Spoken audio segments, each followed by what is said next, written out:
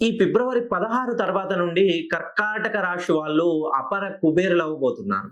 ఎవరైతే పునర్వసు నక్షత్రం, పుష్యమి, ఆశ్లేష నక్షత్రంలో జన్మించిన వాళ్ళు, జన్మతః కర్కాటక రాశిలో జన్మించిన వాళ్ళు, వాళ్ళకి ఈ ఫిబ్రవరి 16న మకర రాశిలోకి చంద్రుడు వస్తున్నాడు. ఎప్పుడైతే మకర రాశిలోకి చంద్రుడు వస్తాడో ఆల్రెడీ ఉన్నటువంటి కుజ చంద్రుల కలయిక వలన ఈ రెండు గ్రహాలు అనుగ్రహం వలన వీళ్ళకి డబ్బుల కనక వర్షం కురవబోతుంది.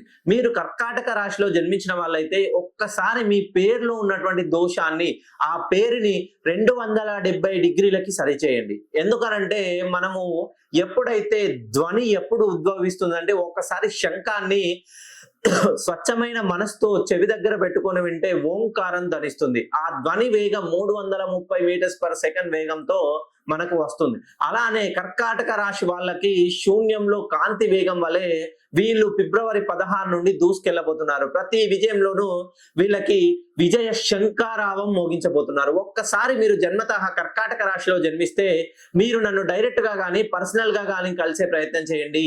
మీకు ఆ సకల శుభాలు ఆ మకర రాశిలో ఉన్నటువంటి చంద్రుడు కుజుడు యోగం వలన మీకు అద్భుతమైనటువంటి యోగం లభించబోతుంది.